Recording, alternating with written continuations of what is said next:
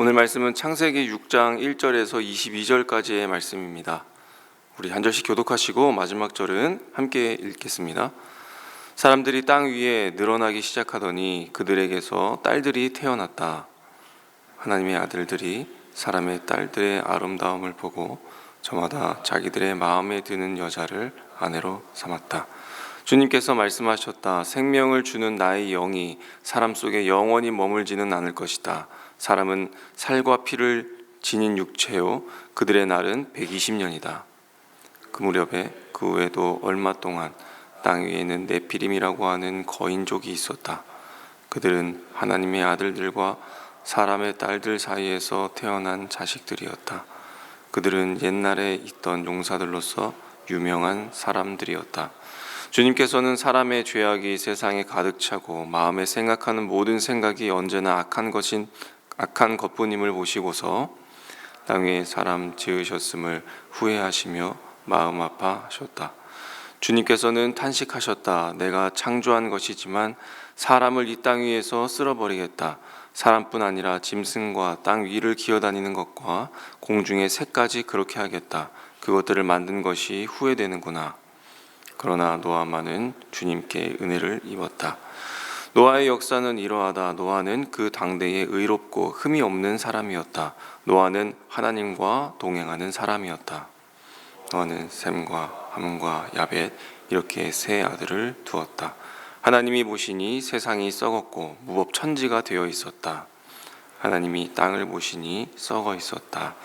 살과 피를 지니고 땅 위에서 사는 모든 사람들의 삶이 속속들이 썩어 있었다. 하나님이 노아에게 말씀하셨다. 땅은 사람들 때문에 무법천지가 되었고 그 끝날이 이르렀으니 내가 반드시 사람과 땅을 함께 멸하겠다. 너는 잣나무로 방주 한 척을 만들어라. 방주 안에 방을 여러 칸 만들고 역청을 안팎에 칠하여라. 그 방주는 이렇게 만들어라. 길이는 300자, 너비는 50자, 높이는 30자로 하고 그 방주에는 지붕을 만들되 한 자 키켜 올려서 덮고 방주 옆쪽에는 위층과 가운데층과 아래층으로 나누어서 세 층으로 만들어라. 내가 이제 땅 위에 홍수를 일으켜서 하늘 아래에서 살아 숨쉬는 살과 피를 지닌 모든 것을 쓸어 없앨 터이니 땅에 있는 것들은 모두 죽을 것이다. 너하고는 내가 직접 언약을 세우겠다. 너는 아들들과 아내와 며느리들을 모두 데리고 방주로 들어가거라. 살과 피를 지닌 모든 짐승도 수컷과 암컷으로 한 쌍씩 방주로 데리고 들어가서 너와 함께 살아남게 하여라. 새도 그 종류대로, 집 짐승도 그 종류대로, 땅에 기어다니는 온갖 긴 짐승도 그 종류대로 모두 2마리씩 너에게로 올 터이니 살아남게 하여라. 그리고 너는 먹을 수 있는 모든 먹거리를 가져다가 쌓아두어라. 이것은 너와 함께 있는 사람들과 짐승들의 먹거리가 될 것이다. 노아는 하나님이 명하신 대로 다 하였다. 꼭 그대로 하였다.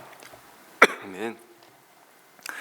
우리 계속해서 창세기의 말씀을 보고 있습니다. 오늘 1절은 사람들이 땅 위에서 늘어나기 시작했다. 이 인간의 어떤 번성하는 이야기로 시작하고 있습니다. 하나님은 먼저 창조의 그 한 장면에서 모든 것들을 지으시고 또 사람에게 명령하시기를 생육하고 번성하여 땅에 충만하라. 이런 이 번영의 복을 주셨죠.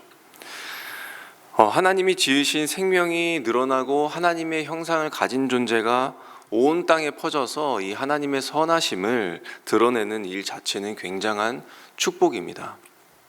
그러나 문제는 이 번성이 그저 숫자만 늘어나는 이 복으로만 남아 있다는 데 있습니다. 번성의 가장 큰 목적은 무엇입니까? 하나님을 영화롭게 하는 것입니다. 하나님과의 관계가 더욱 돈독해지는 것이죠.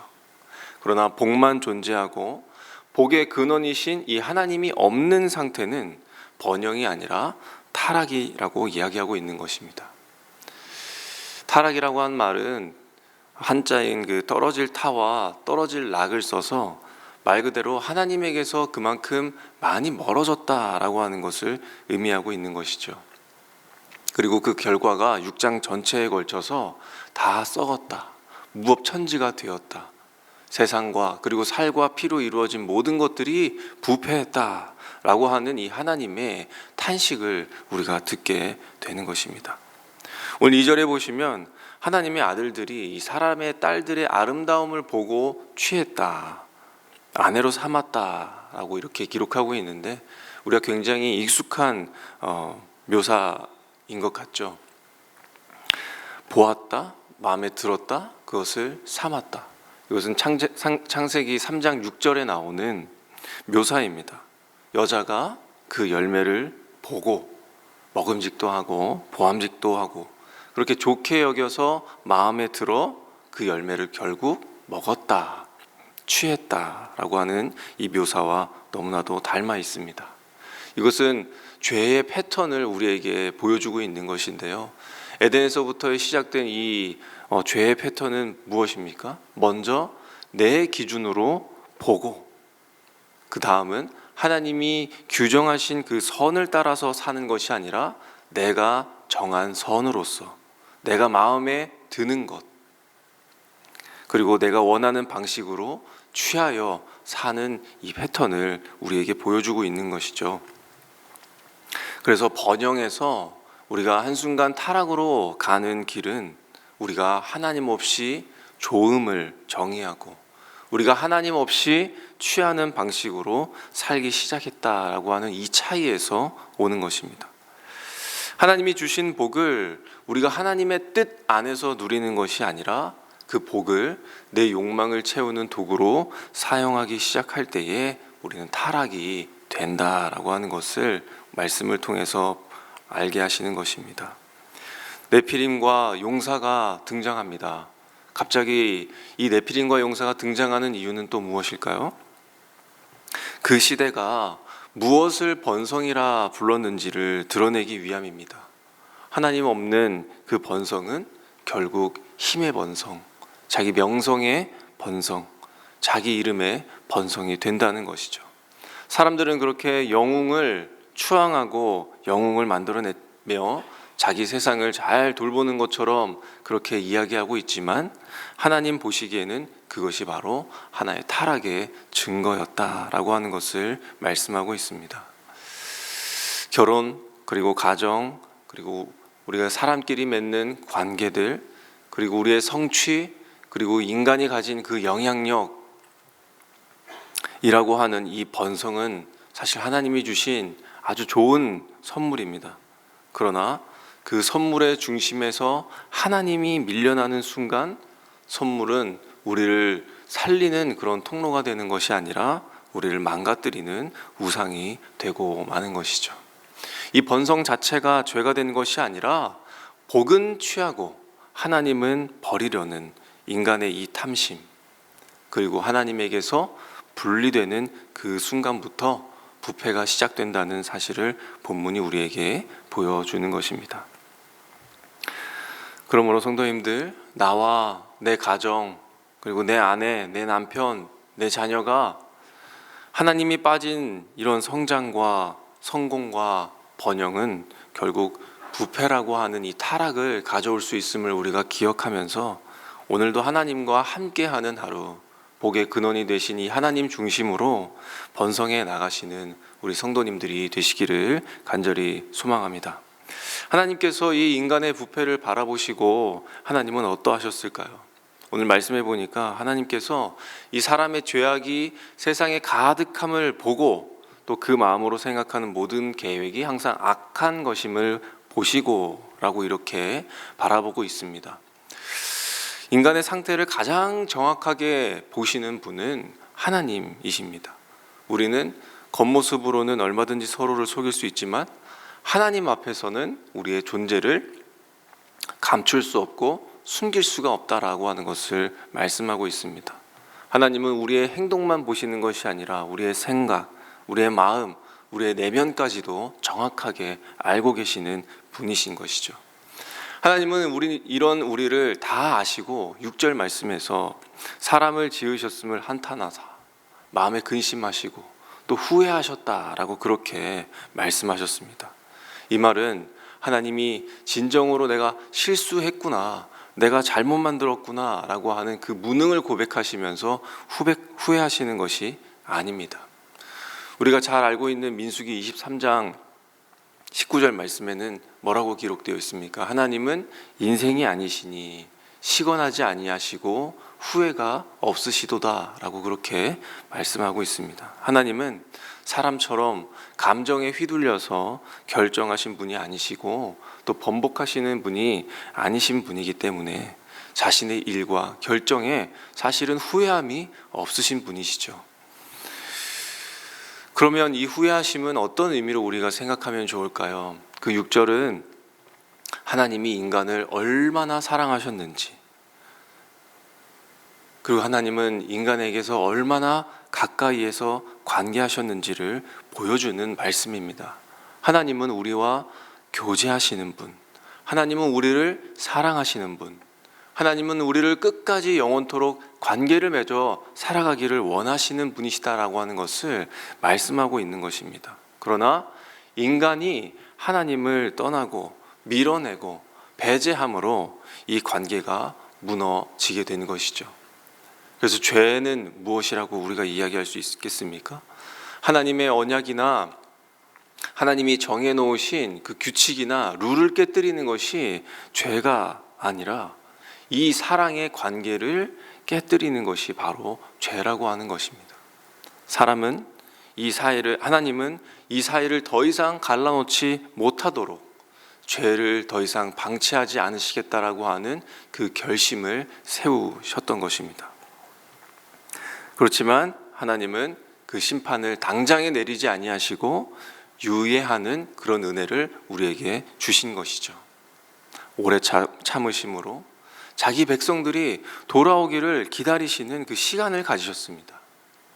6장 3절에 그들의 날이 120년이다 라고 되어 있는데, 이 시간은 그 심판의 대기 시간이 아니라 다시 구원으로 인도하시기 위한 하나님의 오랜 기다림이었던 것이죠. 하나님은 120년뿐만이 아니라 1200년도 기다릴 수 있는 하나님이시지만, 하나님은 그 기간 속에서 하나님 자신을 많이 드러내시고 그들에게 깨닫게 하시고 또 그들이 하는 일들을, 그들의 타락을 멈추게 하시고, 그리고 그 복만 취하려고 하는 그 손에서 그것들을 놓게 하셔서 돌아오도록 하나님은 유예하는 시간을 그들에게 주셨던 것입니다. 왜 그러신 걸까요? 그것은 바로 그들을 너무나도 사랑하시기 때문에, 멀고 멀어진 우리를 다시 가까이 두시기 위해서, 저 아래로 떨어진 추락한 우리를 다시 높이 세우시기 위한 하나님의 붙드심 때문에 하나님은 그 120년이라고 하는 유예하는 시간을 그들에게 주었던 것입니다. 오늘 본문이 보여주시듯이 하나님은 심판의 하나님이십니다.